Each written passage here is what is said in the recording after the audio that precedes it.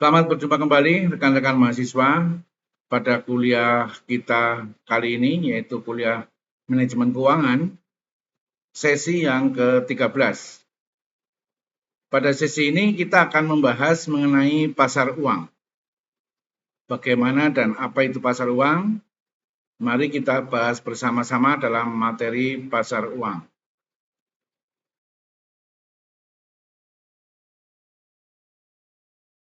Mendengar kata pasar, pasti yang terbayangkan pertama kali di kepala kita adalah tempat yang ramai diisi oleh para pedagang dan pembeli yang sedang melakukan aktivitas transaksi jual beli, baik itu di pasar tradisional seperti di lingkungan perumahan dan desa-desa, maupun pasar modern seperti minimarket dan lain-lain. Namun dari sekian banyak jenis pasar yang ada, juga ada yang disebut dengan pasar uang pada era modern seperti saat ini. Pasar uang adalah istilah yang mungkin terdengar asing bagi sebagian orang. Hal ini dikarenakan banyak orang awam yang tidak mengetahui apa itu pasar uang dan bagaimana cara kerjanya.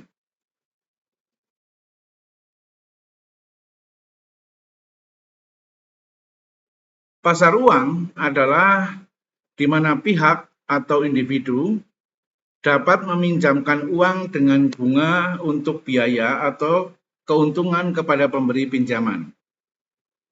Dengan kata lain, pasar uang adalah perdagangan surat berharga untuk memenuhi permintaan dan penawaran dana dalam jangka pendek tanpa batasan tempat.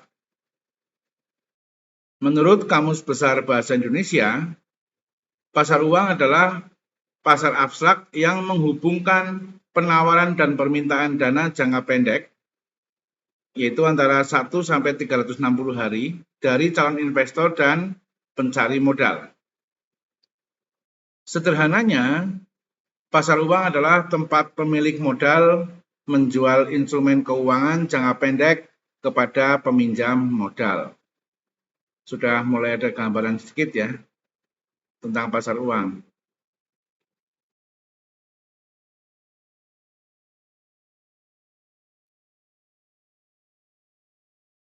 Pasar uang hadir untuk memenuhi kebutuhan berbagai pengeluaran jangka pendek atau dana yang perlu dipenuhi secepat mungkin.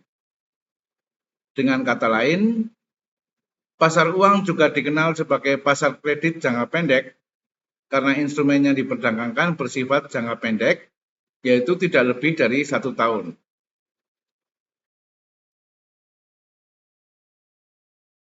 Instrumen pasar uang dapat dikonversi menjadi uang tunai dengan cepat dan dengan biaya yang relatif murah.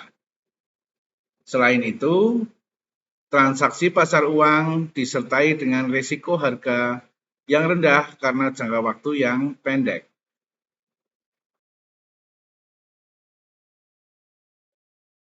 Sekarang kita masuk ke definisi pasar uang ya.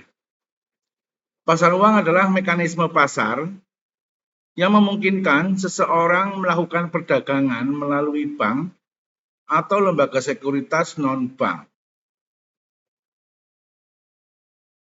Pasar uang juga didefinisikan sebagai tempat di mana suatu pihak atau orang dapat meminjam uang dengan bunga untuk pembayaran atau hadiah yang ditawarkan kepada pemberi pinjaman. Transaksi yang dilakukan di pasar uang sendiri dapat dilakukan secara mandiri atau melalui penghubung orang ketiga atau perantara. Transaksi reksadana di pasar uang juga biasanya berjangka pendek dari 1 hari hingga maksimal 1 tahun. Jadi ada beberapa batasan yang harus kita ketahui tentang pasar uang. Yang paling penting adalah jangkanya jangka pendek atau kurang dari 1 tahun. Di pasar uang terdapat beberapa instrumen dalam bertransaksi. Biasanya instrumen tersebut adalah surat berharga. Berikut ini adalah daftar surat berharga yang dapat diperdagangkan melalui pasar uang. Pasar uang adalah bagian dari sistem keuangan yang berkaitan dengan perdagangan, pinjam-meminjam, atau pembiayaan jangka pendek sampai dengan 1 tahun dalam rupiah dan valuta asing, dan berperan dalam transmisi kebijakan moneter, pencapaian pembiayaan, stabilitas sistem, dan kelancaran sistem pembayaran.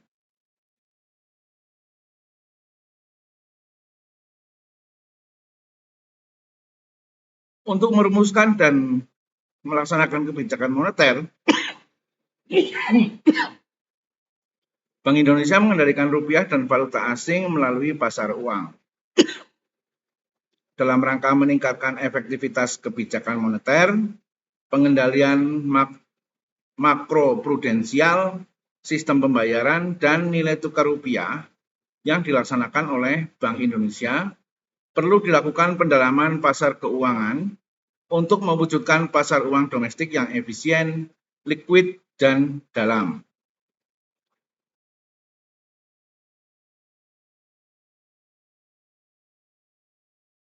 Pasar uang yang efisien, liquid, dan dalam tidak hanya mendukung efektivitas kebijakan moneter, pengawasan makroprudensial, sistem pembayaran dan pengelolaan rupiah, tetapi juga dapat memberikan fleksibilitas bagi pelaku pasar dalam pengelolaan dana terkait pembiayaan, investasi, dan ekonomi, aktivitas, serta lain-lain.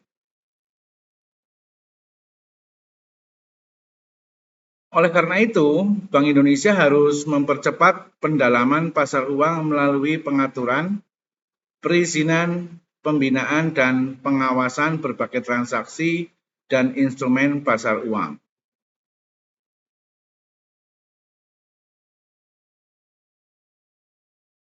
Dalam pelaksanaan pengaturan pasar uang, juga diperhatikan peraturan perundang-undangan tentang perbendaharaan negara yang terkait dengan penggunaan surat berharga negara sebagai instrumen keuangan. Misalnya, dalam operasi moneter dilakukan melalui perjanjian repo. Tujuan pengaturan pasar uang adalah untuk memberikan landasan hukum agar dapat menjadi pedoman dan memberikan kepastian hukum kepada pelaku pasar dalam melakukan transaksi di pasar uang.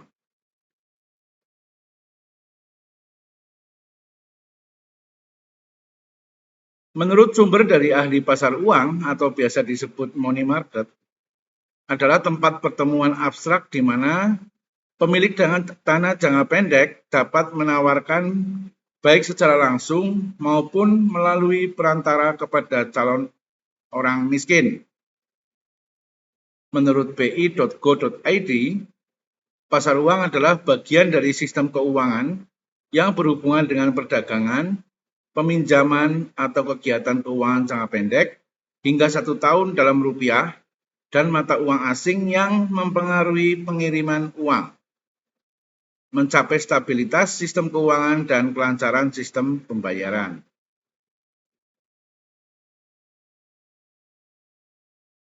Masih di dalam definisi pasar uang, singkatnya, pasar uang adalah tempat pemilik modal menjual instrumen keuangan jangka pendek kepada peminjam modal. Pasar uang hadir untuk memenuhi kebutuhan berbagai pengeluaran atau dana jangka pendek yang harus dipenuhi secepat mungkin. Pasar ini disebut juga pasar kredit jangka pendek karena jatuh tempo instrumen yang diperdagangkan sampai dengan 1 tahun. Instrumen pasar uang dapat dikonversi menjadi uang tunai dengan cepat dan dengan biaya yang relatif rendah. Selain itu, transaksi pasar uang disertai dengan risiko harga yang rendah karena jangka waktu yang pendek.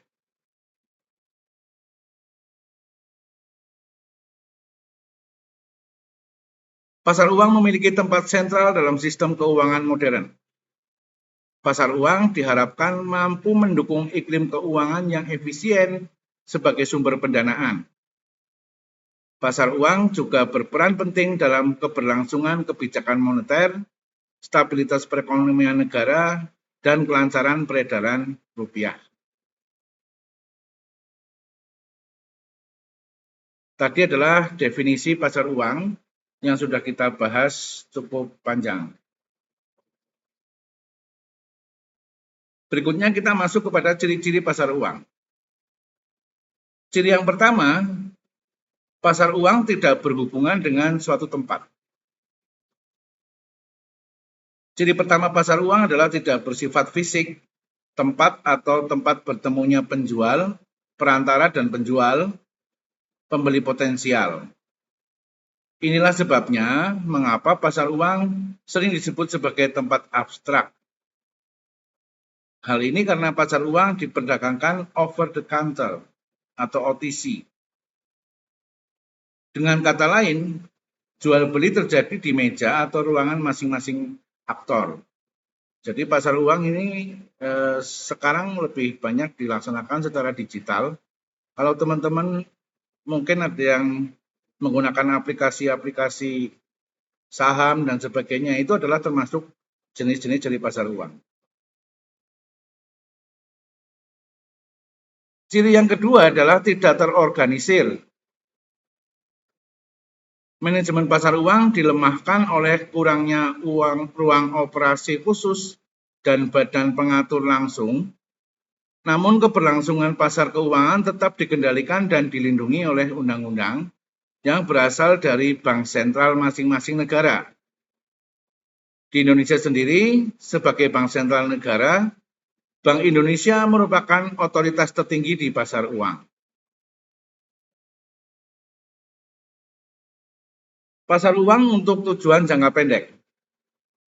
Melalui pasar uang, pencari modal membutuhkan dana yang dapat segera dibayarkan atau digunakan karena bertujuan untuk pembiayaan kebutuhan jangka pendek.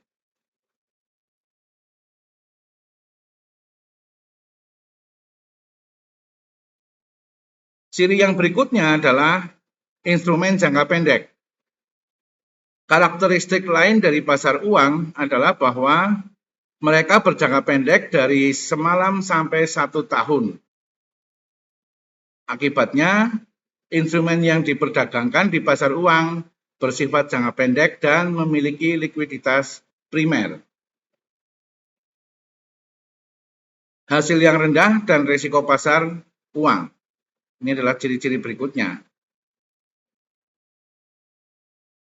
Setiap investasi memiliki sifat alamiah yang paralel, yaitu tingkat risiko seimbang dengan nilai manfaat atau pendapatan.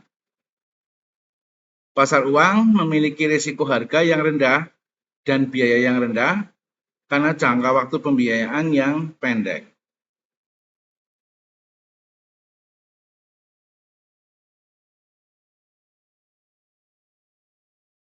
Kemudian fungsi berikutnya adalah sebagai sumber pembiayaan.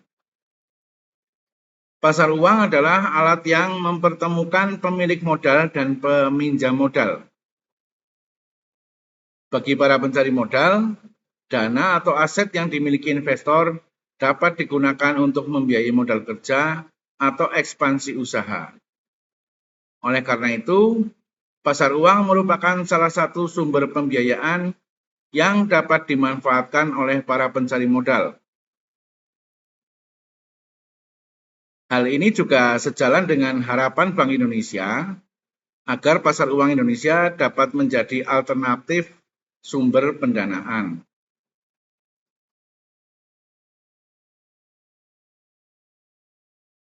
Transaksi pasar uang mencakup 2 jenis pembiayaan jangka pendek, yaitu pembiayaan spontan dan pembiayaan yang membutuhkan negosiasi. Pembiayaan yang diprakarsai sendiri adalah jenis pembiayaan yang terjadi ketika keadaan berubah dalam kegiatan ekonomi. Pembiayaan yang dapat dinegosiasikan adalah pembiayaan yang memerlukan diskusi dan kesepakatan formal selama proses berlangsung. Fungsi yang berikutnya adalah sebagai instrumen investasi. Pemilik modal dapat mengarahkan dananya ke pasar uang sehingga uang dapat beredar di masa depan dan bahkan memperoleh keuntungan. Kegiatan ini disebut juga dengan investasi.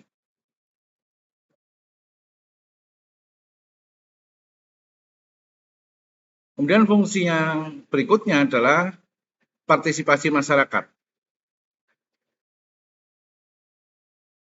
Jika ada pasar uang, masyarakat dapat menginvestasikan surplusnya dengan menjual surat berharga jangka pendek.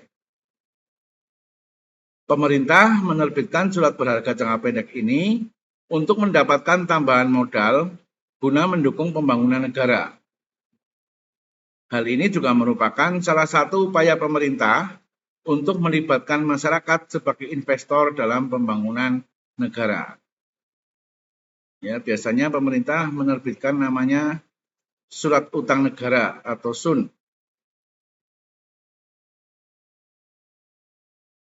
Fungsi pasar uang berikutnya adalah menjadi pemrakarsa dan perantara. Pasar uang mempertemukan mereka yang memiliki kelebihan uang, biasa disebut dengan investor atau pemilik modal, dan mereka yang membutuhkan uang, biasa disebut peminjam atau pemohon modal. Dengan ini, pasar uang bertindak sebagai perantara yang menghubungkan distribusi aset dari pemilik modal ke peminjam modal.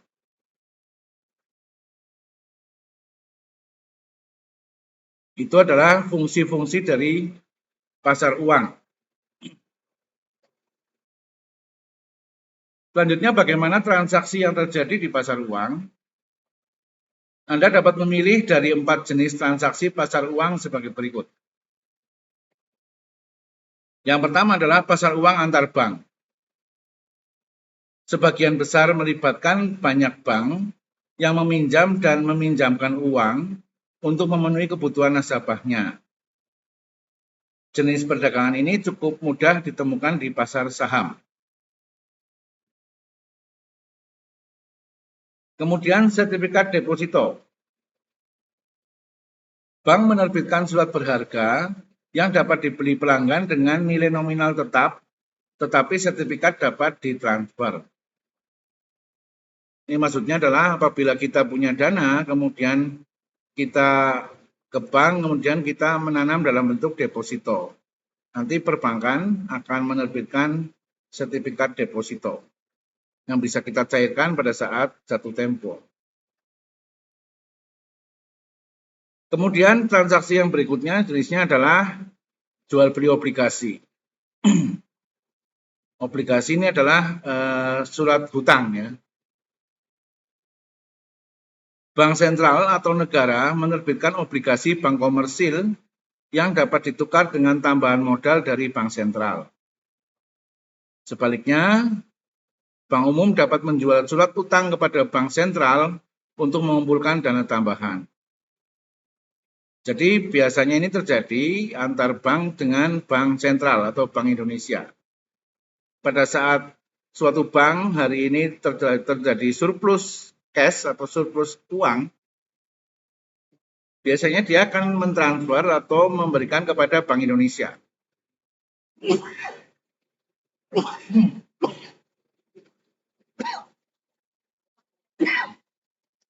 Ini disebut dengan suplai. Ya. Kemudian pada saat bank itu membutuhkan uang, dia akan menarik uangnya yang ada di Bank Indonesia untuk kebutuhannya, disebut dengan remis. Ya. Itu biasa terjadi antar perbankan setiap hari. Kemudian jenis transaksi pasar uang yang berikutnya adalah pasar valuta asing. Jual beli valuta asing yang dapat ditukarkan dengan mata uang Indonesia atau sebaliknya. Karena beberapa investor juga datang dari luar negeri. Oleh karena itu, transaksi ini sangat berguna untuk melakukan transaksi mata uang antar negara di dunia. Mungkin teman-teman yang pernah memiliki uang asing ya atau valuta asing, teman-teman akan pergi ke money changer atau tempat penukaran uang. Itu juga termasuk salah satu jenis transaksi pasar uang, yaitu transaksi valuta asing. Kemudian kita akan membahas berikutnya adalah mengenai sumber keuangan instrumen pasar uang. Hanya instrumen jangka pendek yang diperdagangkan di pasar uang. Oleh karena itu, sumber pembiayaan pasar uang merupakan sumber pembiayaan jangka pendek. Berikut beberapa sumber pendanaan yang diperdagangkan di pasar uang. Yang pertama adalah kredit dagang. Hutang kepada pemasok barang dan jasa karena barang atau jasa dibeli pada suatu hari, tetapi dibayar kemudian hari. Hutang usaha dianggap sebagai sumber pembiayaan gratis karena penyedia biasanya tidak membebankan bunga jika pembayaran tidak jatuh tempo. Tapi hutang bisa datang dengan biaya tersembunyi. Ini adalah misalnya teman-teman yang bisnisnya dagang itu ya. Pada saat membeli barang dagangan tidak langsung bayar, tetapi bisa bayar di kemudian hari. Ini termasuk sumber keuangan instrumen pasar uang, yaitu kredit perdagangan. Kemudian yang kedua adalah pinjaman jangka pendek. Pinjaman jangka pendek adalah suatu nilai nominal tertentu yang telah disetujui oleh bank untuk diberikan kepada pemohon disertai dengan biaya pengurusan yang harus dibayar sesuai dengan jumlah pinjaman dalam jangka waktu kurang dari 1 tahun. Ini biasanya bentuknya adalah kredit modal kerja ya. Bank menawarkan dua jenis pinjaman jangka pendek, yaitu pinjaman tanpa jaminan dan pinjaman dengan jaminan. Pinjaman yang dijamin membutuhkan peminjaman untuk memenuhi persyaratan administratif seperti kemampuan untuk membayar kembali utang dengan bunga dan konsekuensi dari default. Pinjaman tanpa jaminan adalah pinjaman yang diberikan tanpa agunan, tetapi mengharuskan peminjam untuk memenuhi saldo bank bulanan minimumnya. Ini juga banyak terjadi pada bank-bank umum.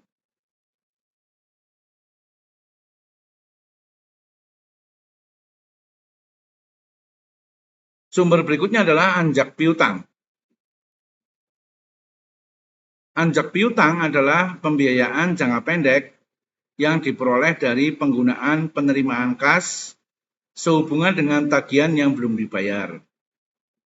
Cara ini biasanya digunakan oleh perusahaan yang menunggu pembayaran dan ditawarkan kepada perusahaan yang membeli piutang atau perusahaan amanat. Jadi ini biasanya misalnya teman-teman kalau sekarang ini sudah jarang terjadi ya.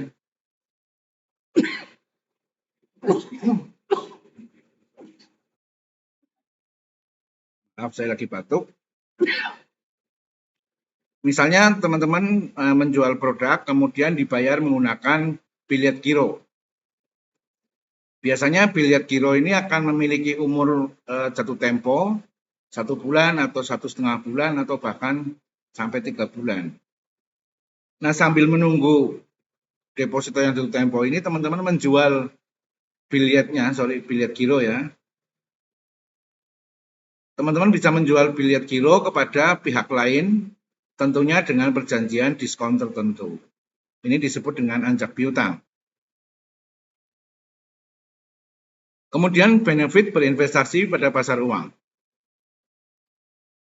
Sebagai wahana investasi, baik pasar uang maupun pasar modal, tentu saja menawarkan keuntungan yang dapat meningkatkan kekuatan finansial Anda sebagai investor.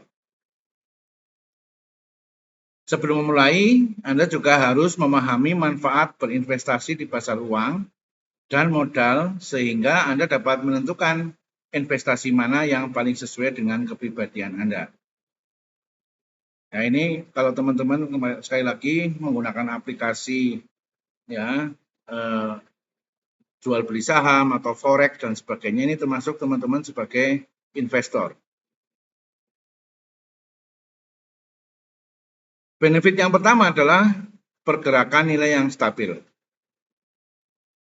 Ketika Anda mulai berinvestasi, baik di pasar uang maupun pasar modal, tentunya Anda menginginkan pergerakan nilai aset yang stabil, sehingga Anda dapat memprediksi kapan Anda akan mendapatkan pengembalian finansial yang baik. Artinya kalau teman-teman membeli saham, pilihlah saham-saham yang stabil, yang tidak terlalu fluktuatif naik turun harganya, supaya aman.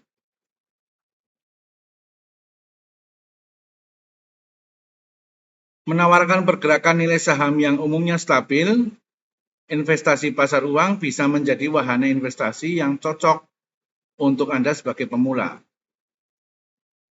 Pasar uang dikenal menawarkan pergerakan dan pertumbuhan konstan dalam nilai aset hingga 5% per tahun. Jadi yang dianggap stabil adalah yang memberikan nilai keuntungan kurang lebih 5% per tahun.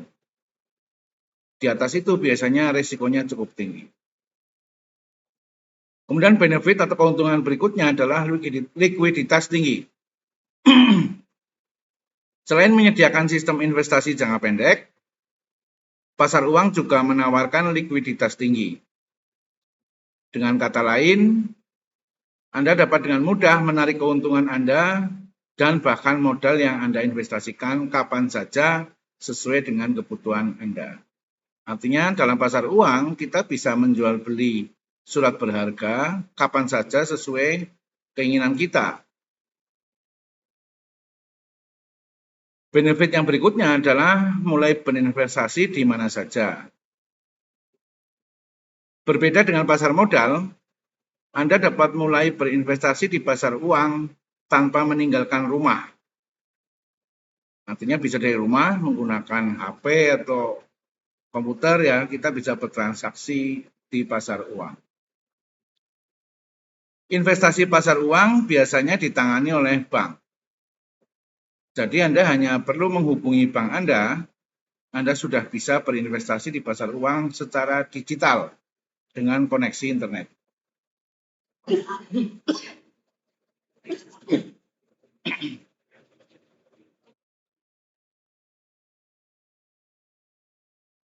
Kemudian kita membahas berikutnya adalah perbedaan pasar uang dan pasar modal dalam hal jangka waktu dan pengelolaannya.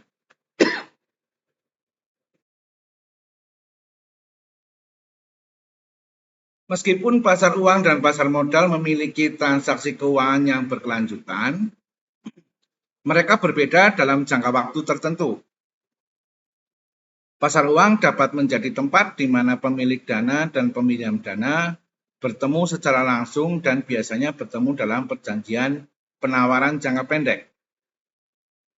Pada saat yang sama, pasar modal menawarkan investasi jangka panjang kepada investor melalui instrumen yang mereka tawarkan.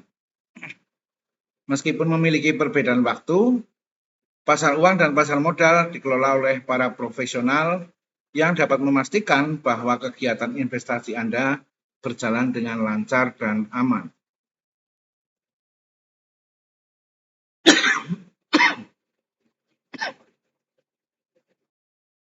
Kemudian kita bicara tentang perbedaan pasar uang dan pasar modal dalam hal risiko. Berbicara tentang risiko, sebagai instrumen investasi, pasar uang dan pasar modal memiliki risiko yang berbeda. Namun berinvestasi di pasar uang menawarkan profit risiko yang lebih rendah dibandingkan dengan pasar modal. Rendahnya risiko ini juga terkait dengan relatif rendahnya investasi di pasar uang. Berinvestasi di pasar uang bisa dimulai dengan modal yang terjangkau. Misalnya dalam bentuk deposito itu bisa mulai dari angka 1 juta, ya. Pada saat yang sama, pasar modal menawarkan profit risiko yang lebih bervariasi. Saham antara lain merupakan salah satu instrumen pasar modal yang memiliki risiko yang relatif tinggi. ketika membeli saham perusahaan di pasar modal, harus dipahami bahwa ada risiko nilai saham akan jatuh ke batas liquid. Risiko ini membawa kerugian yang cukup besar. Meskipun pasar modal memiliki risiko kerugian yang cukup tinggi, namun juga menawarkan keuntungan yang signifikan sebagai instrumen investasi. Jadi di dalam pasar modal, misalnya kita jual beli saham, bisa jadi saat kita beli, besoknya langsung harga saham melesat, meroket ya, sehingga kita langsung bisa mendapatkan keuntungan yang besar. Nggak usah menunggu waktu berbulan-bulan atau bertahun-tahun. Tetapi juga bisa terjadi keesokan harinya itu harga saham jatuh, sehingga dalam waktu pendek kita langsung mengalami kerugian yang cukup besar. Itulah perbedaannya antara pasar uang dengan pasar modal. Kemudian jenis-jenis pasar uang di Indonesia. Sertifikat Bank Indonesia atau SBI merupakan salah satu instrumen pasar uang berupa surat berharga yang diterbitkan oleh Bank Indonesia sampai batas tertentu. Jatuh tempo SBI kurang dari 1 tahun dan dibayarkan kepada pemegangnya pada tanggal yang telah disepakati sebelumnya. Jadi surat atau sertifikat Bank Indonesia ini mirip-mirip dengan deposito kalau di perbankan umum. Cuma kalau SBI ini biasanya yang beli adalah perbankan di bawah kelolaan Bank Indonesia. Meskipun orang umum juga bisa beli, tapi sangat jarang. Surat berharga pasar uang atau SBPU adalah instrumen pasar uang berupa surat berharga yang biasanya diterbitkan oleh bank umum. Namun SBPU hanya antara otoritas penerbit dan BI. Jadi ini juga SBPU ini biasanya antara bank dengan bank.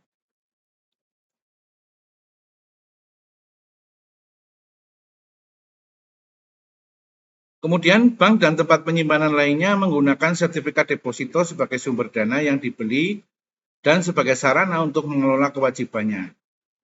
Ini yang paling umum ya.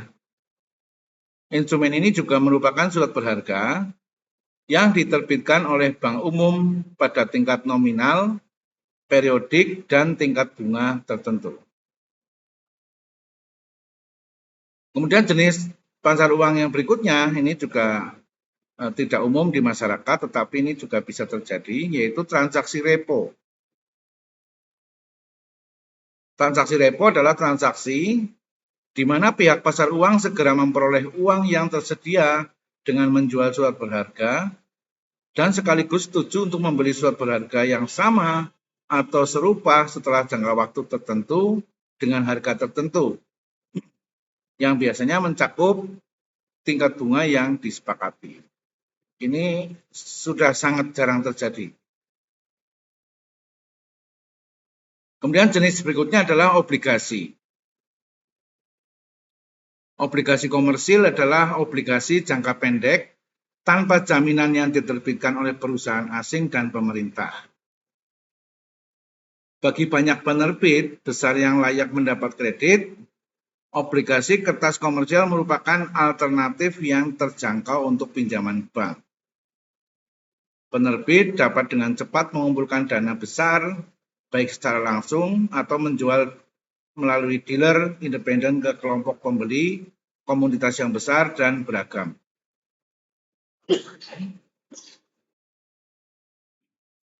Investor obligasi komersil menerima pengembalian yang kompetitif dan berbasis pasar, hingga jatuh tempo dalam obligasi yang dapat diukur untuk memenuhi kebutuhan spesifik mereka.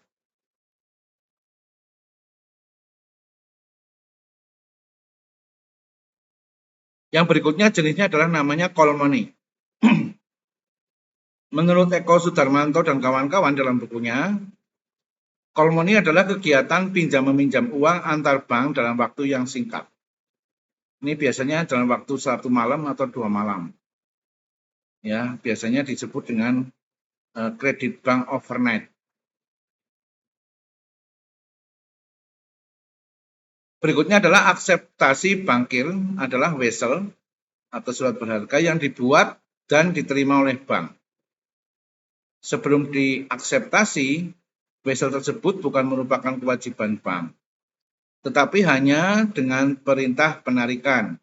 Sejumlah uang dapat dibayarkan kepada orang yang disebutkan atau kepada pemegang pemerintah pembayaran pada tanggal tertentu.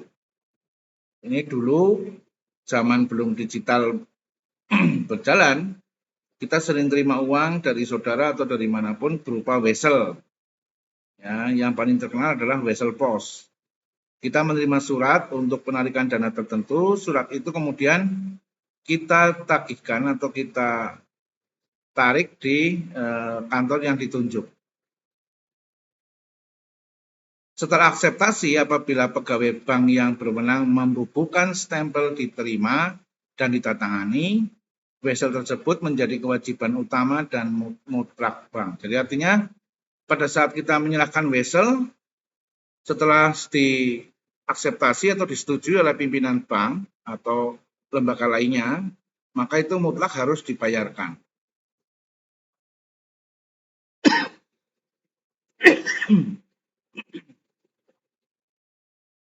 Demikian teman-teman pembahasan kita mengenai pasar uang. Seperti biasa saya berharap teman-teman memperdalam lagi melalui literasi-literasi, ya, baik secara digital maupun secara manual, buku-buku bisa dibaca mengenai pasar uang, supaya pengetahuan teman-teman mengenai pasar uang bisa lebih mendalam dan lebih kompleks. Karena kita sangat terbatas dalam hal pembahasan mengenai pasar uang. Jangan lupa memberikan komentar pada kolom komentar channel ini, subscribe bagi yang belum subscribe channel ini, kemudian like dan share kepada semua orang agar apa yang kita bahas pada kesempatan ini bisa juga memberikan manfaat kepada banyak orang. Demikian, terima kasih atas perhatiannya. Kita bertemu lagi pada sesi-sesi kuliah berikutnya.